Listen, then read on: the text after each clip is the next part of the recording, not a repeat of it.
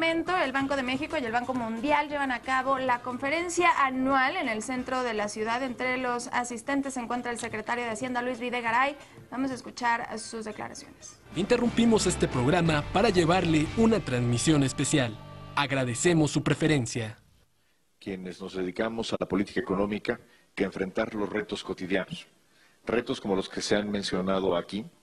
Y a veces, en esa actividad de todos los días, se pierde un poco de vista dónde están los verdaderos determinantes del crecimiento económico. Y sin duda, si hay un concepto que influye en el crecimiento, en la creación de empleos, en la mejora salarial y en la creación de bienestar, es el crecimiento sostenido de la productividad. De ahí que yo celebro que productividad y crecimiento son los temas que habrán de discutirse en estos 2 días. En la coyuntura, lo decía hace un momento el doctor Carstens, enfrentamos un entorno global complejo, poco favorable para el crecimiento de los países emergentes y sin duda México enfrenta retos relevantes. La caída en el precio del petróleo, la volatilidad en los mercados internacionales, la inminente normalización de la política monetaria en los Estados Unidos, el bajo crecimiento económico en prácticamente todo el mundo, implica retos muy importantes para nuestra nación. Retos que estamos enfrentando manteniendo la disciplina en la conducción de la política macroeconómica. Destaco aquí el importantísimo papel que juega nuestro Banco Central, un Banco Central autónomo que ha logrado establecer una gran credibilidad de la política monetaria en México como uno de los anclajes fundamentales para nuestra estabilidad. Destaco también la solidez del sistema financiero, particularmente el sistema bancario, con altos niveles de capitalización, de reservas, de liquidez, que sin duda distinguen a México también como uno de los países con mayor solidez en su sistema financiero. Y por supuesto, lo que es competencia del Ejecutivo Federal, particularmente la Secretaría de Hacienda, en materia de política fiscal, estamos decididos, y esa es la instrucción del Presidente de la República, a que la política fiscal se mantenga como una fuente de estabilidad en nuestra economía. Por eso, ante la reducción en el precio del petróleo, hemos actuado de manera oportuna, anunciando un ajuste preventivo al gasto público.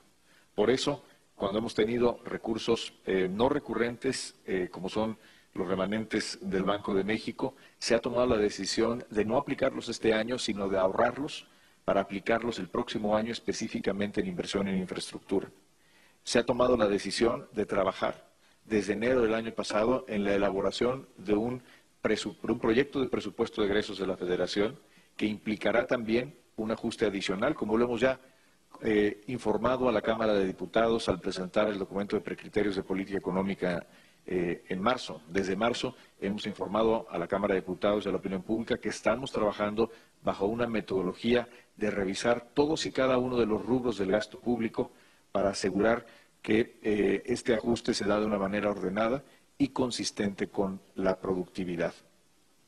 Al tiempo que trabajamos en mantener la disciplina en la conducción macroeconómica de nuestro país, particularmente en la política fiscal, debemos todos los días de trabajar en una agenda de productividad. Porque si para el resto de América Latina la productividad es un reto, para México sin duda la productividad ha sido el gran desafío. Y los números que hemos tenido en los últimos 30 años o más de 30 años no son satisfactorios en materia ni de crecimiento ni de productividad. En México, de 1983 a 2014, el crecimiento promedio fue de apenas 2.4%. Es el crecimiento, un crecimiento más bajo que el de otros países con los que nos podemos comparar. Por ejemplo, si nos comparamos con Brasil, con Chile, con España, con Corea del Sur, por supuesto con China, todos estos países han tenido un crecimiento mayor en las últimas 3 décadas que en México. ¿Qué explica fundamentalmente el bajo crecimiento en México? Lo explica la productividad, particularmente un crecimiento negativo en promedio en los últimos años en la productividad. De hecho, si medimos la productividad factorial, el total de los factores, la productividad total de los factores, observamos que de 1990 a 2013 son acumuladas de 7%. ¿Qué quiere decir esto? Quiere decir esto que el capital, el trabajo, la tecnología son menos productivos hoy que lo que eran hace poco más de 20 años. Por lo tanto, a pesar de que crece la población, crece fuerza de trabajo, crece el capital, nos cuesta un esfuerzo mayor crecer, generar empleos, en particular empleos. Más allá de los ciclos económicos, más allá de las coyunturas internacionales, México tiene que enfrentar el reto de la productividad. Eso es precisamente lo que ha hecho la administración del presidente Enrique Peña Nieto desde el primer día de su mandato. Va mucho más allá de si es un problema, sino un problema estructural. Formaciones profundas para hacer agenda de reformas estructurales que ha impulsado el presidente Enrique Peña Nieto con el apoyo del Congreso de la Unión. Reformas al sector energético para abrirlo al mundo, abrirlo a la competencia y lograr que las pequeñas y medianas empresas y también las grandes empresas y las familias tengan energía de mejor calidad, introducir competencia en las telecomunicaciones, generar mayor competencia y mayor solidez en nuestro sistema financiero para que en México haya crédito y más barato, particularmente para las pequeñas y medianas empresas. Generar mayor competencia económica, dar mayor flexibilidad al mercado laboral para tener entonces mayor productividad en las empresas, insisto, particularmente en las pequeñas y medianas. Y, por supuesto, una profunda reforma educativa a elevar la calidad de la educación. Toda esta agenda tiene como objetivo, como denominador común, la productividad. Y es a través, como lo ha dicho el gobernador Carstens, es a través de la implementación oportuna y completa de las reformas estructurales como México puede abrirse una gran oportunidad para elevar su crecimiento de manera sostenida. Y lo hemos dicho muchas veces, la implementación de reformas estructurales no es hacer magia con la economía. Es un proceso que requiere disciplina, que requiere tenacidad para lograr que los beneficios de una mayor productividad, de mayor flexibilidad y mayor competencia se traduzcan en beneficios para todos en la economía. Por lo tanto, no son instrumentos de administración del ciclo económico, no son instrumentos de estímulo a la demanda agregada. Es trabajar por el lado de los elementos estructurales de la economía, de la oferta de factores y su eficiencia y su productividad para lograr mayor crecimiento económico. Y esa es hoy la gran prioridad del Gobierno de México, la implementación completa, exhaustiva, a tiempo de esta agenda de reformas estructurales, que no es otra cosa que una agenda de productividad. Pero la agenda de productividad no puede agotarse en las reformas estructurales. Tenemos que ir más allá e iniciar un proceso que hemos llamado la democratización de la productividad.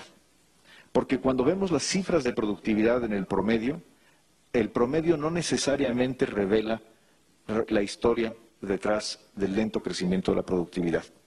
En México tenemos algunos sectores, algunas regiones que están creciendo de manera muy dinámica, que se han vuelto muy competitivos, que muestran cada año incrementos en la productividad. Sin embargo, hay regiones, particularmente el sur de nuestro país, y hay industrias completas, sectores de la economía, donde la productividad está estancada desde hace décadas. De hecho, a nivel regional, si vemos el crecimiento del producto por habitante desde que se firmó el Tratado de Libre Comercio de América del Norte, encontramos historias muy distintas en las distintas regiones del país. Para la región del Bajío, la frontera, lo que podríamos llamar el corredor NAFTA, observamos que en tan solo 20 años el Producto Interno Bruto por habitante ha crecido 40%. Es una historia notable de creación de prosperidad.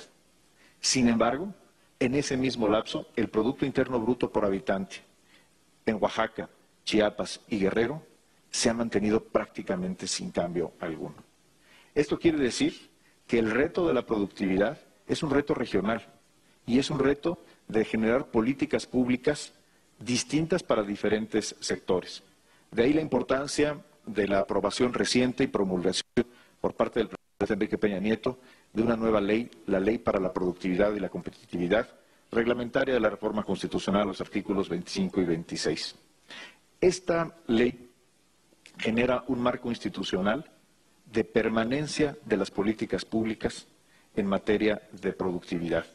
Genera la creación de un comité en el que participan el gobierno, la academia, los liderazgos laborales y los liderazgos empresariales para generar una agenda de política pública que vaya más allá de los sexenios, que tenga una visión de largo plazo y una aplicación de largo plazo.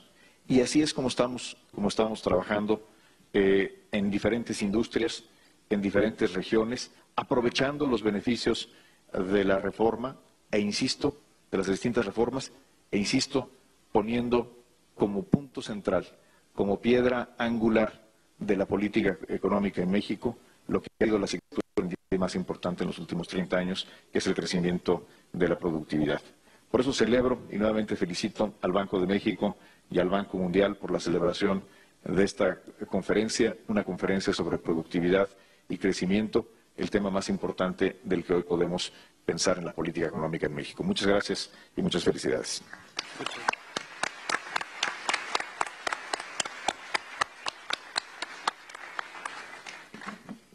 Pues agradezco mucho sus palabras a el doctor Videgaray, secretario de Hacienda y Crédito Público de México. Con esto pues terminamos estas participaciones inaugurales. Les damos la bienvenida y subrayo que estoy seguro que vamos a tener discusiones muy participativas en los siguientes 2 días. Muchas gracias. Con la agenda en unos minutos.